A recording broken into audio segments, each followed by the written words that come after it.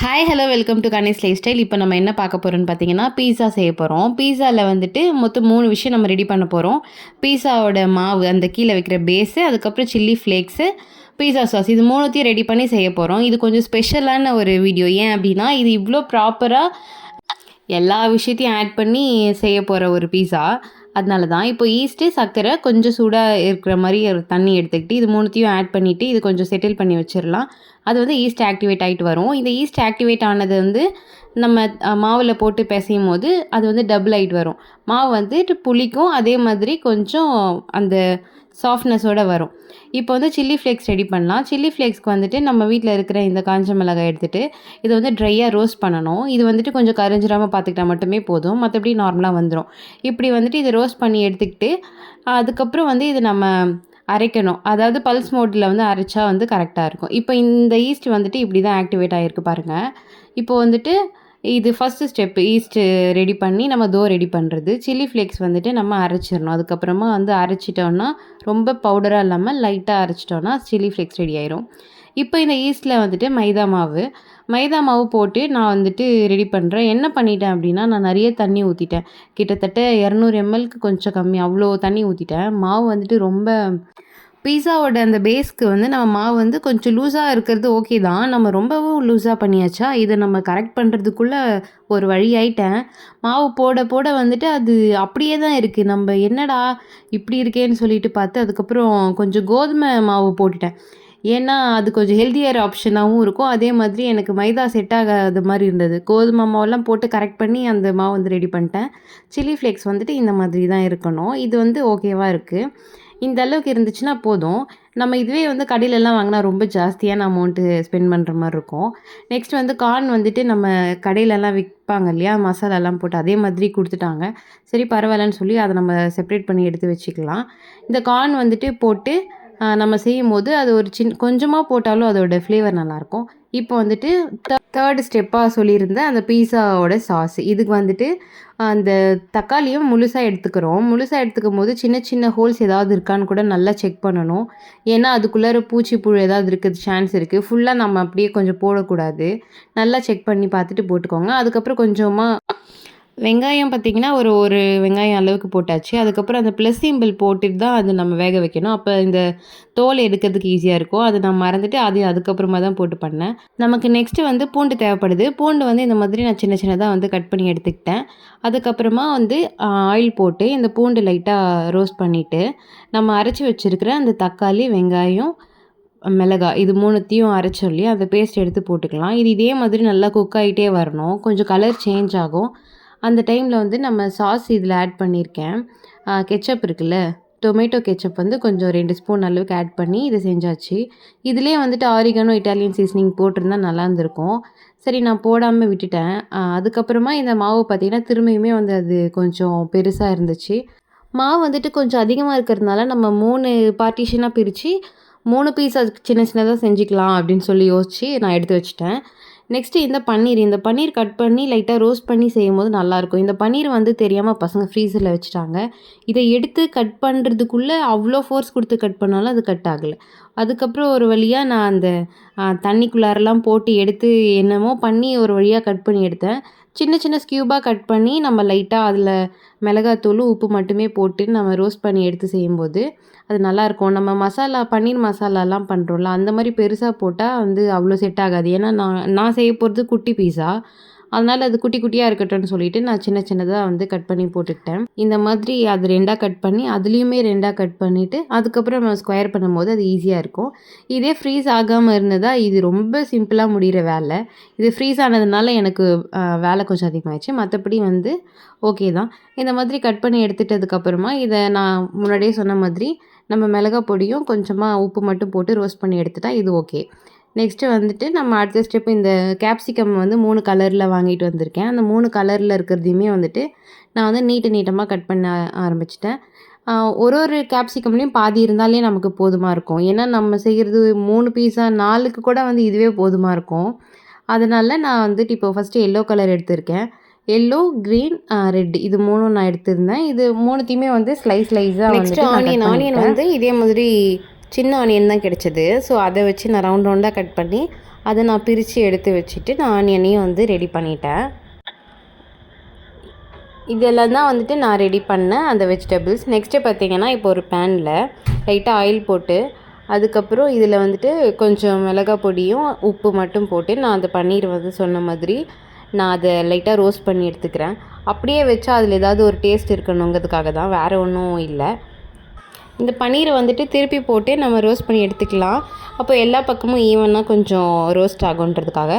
இந்த ஆயில் வந்து கொஞ்சம் அதிகமாக போயிடுச்சு. சரி பரவாயில்ல, அதுக்கப்புறம் நான் அதை எடுக்கவும் இல்லை, இருந்துட்டு போட்டோன்னு சொல்லி நான் விட்டுட்டேன். இப்போது பீஸாவோட டாப்பிங்ஸ் எல்லாம் ரெடி பண்ணியாச்சு. குக்கரில் தான் நான் செய்ய போகிறேன்.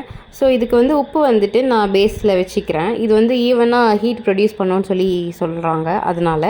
நெக்ஸ்ட்டு குக்கர் மூடிட்டு ப்ரீ ஹீட் பண்ணுறதுக்காக மூடி நம்ம கொஞ்சம் நேரம் வச்சுக்கலாம். அதுக்குள்ளே நம்ம இதெல்லாம் ரெடி பண்ணிடலாம், அரேஞ்ச் பண்ணி எடுத்துக்கலாம். இப்போ தட்டில் வந்துட்டு லைட்டாக ஆயில் போட்டுட்டு அதில் வந்து லைட்டாக மாவு கொஞ்சம் போட்டு அதை நம்ம ஸ்ப்ரெட் பண்ணிக்கணும். அந்த தட்டில் ஃபுல்லாக ஸ்ப்ரெட் பண்ணும்போது அது கொஞ்சம் ஒட்டாமல் வரும். இப்போ வந்து இந்த மாதிரி ஸ்ப்ரெட் பண்ணி முடிச்சதுக்கப்புறமா நம்ம மாவு ரெடி பண்ணியிருக்கிற அந்த தோ இருக்கு இல்லையா, பேஸ், அதுக்கு வந்து நம்ம இதில் நம்ம கையாலேயே விரித்து விட்டாலே கரெக்டாக தான் இருக்கும். இப்போ இதே மாதிரி நான் மாவு வந்துட்டு ஈவனாக நான் வந்து ஸ்ப்ரெட் பண்ணி எடுத்துக்கிறேன். இப்போ இந்த தட்டில் தான் நான் செய்கிறேங்கிறதுனால அந்த எட்ஜஸ் வந்துட்டு ஃப்ளாட்டாக இருக்காது, கொஞ்சம் வந்துட்டு மேலே தான் இருக்கும். இதுதான் கரெக்டாக இருக்கும் இல்லையா, பீஸா இப்படி தான் இருக்கும். இப்போ வந்து நம்ம இந்த ஃபோர்க் வந்து வச்சு குத்திக்கலாம்.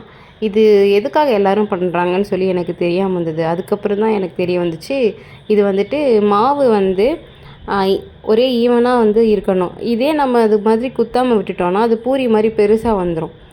அதனால தான் வந்து அது பண்ணுறாங்க போல இருக்குது. அதையும் தெரிஞ்சுக்கிட்டு நம்ம அது பண்ணுறோம்.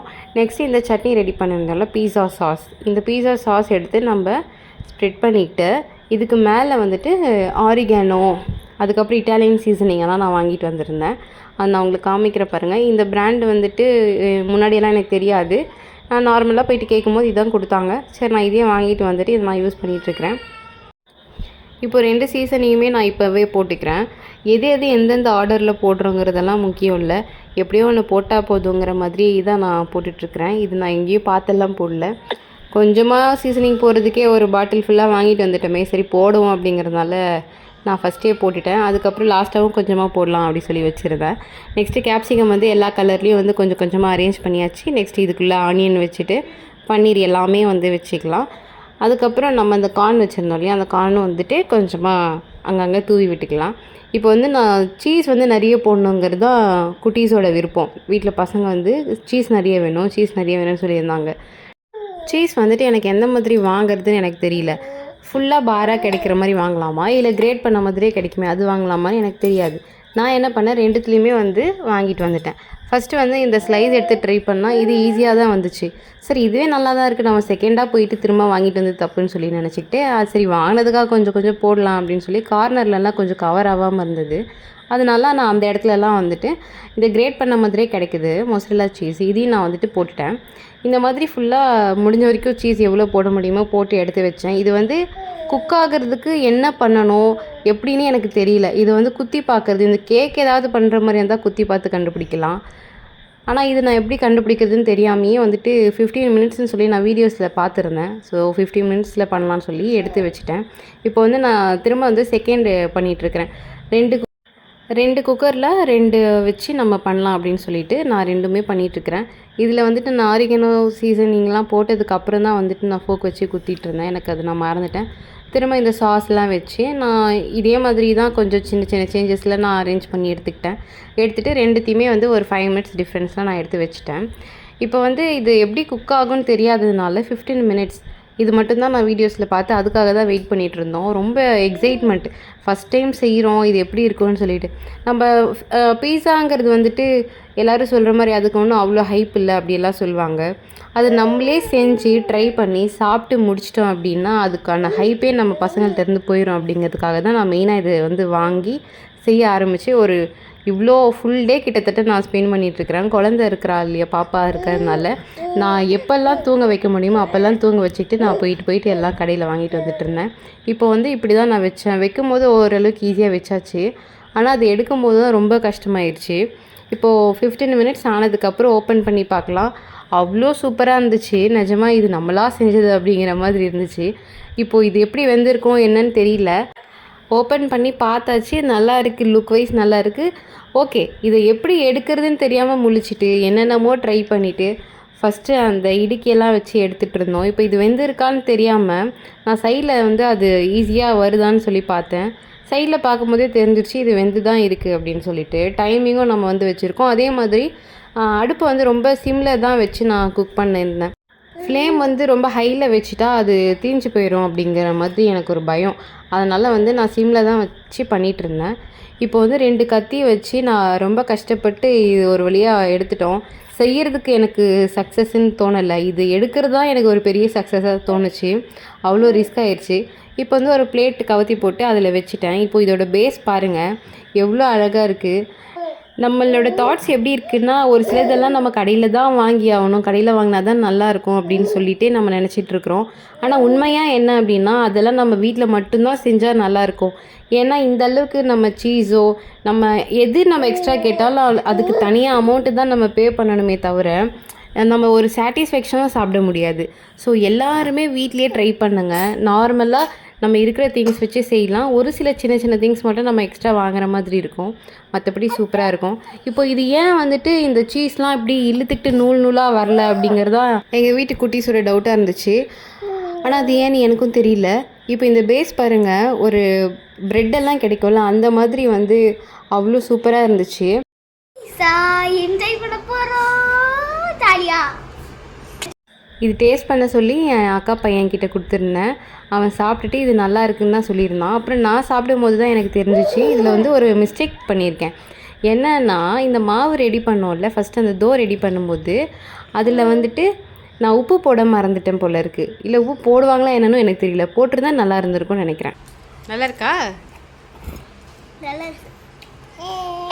உங்கள் வீட்டு குட்டீஸ்க்கு செஞ்சு கொடுங்க, என்ஜாய் பண்ணுங்கள். தேங்க்யூ.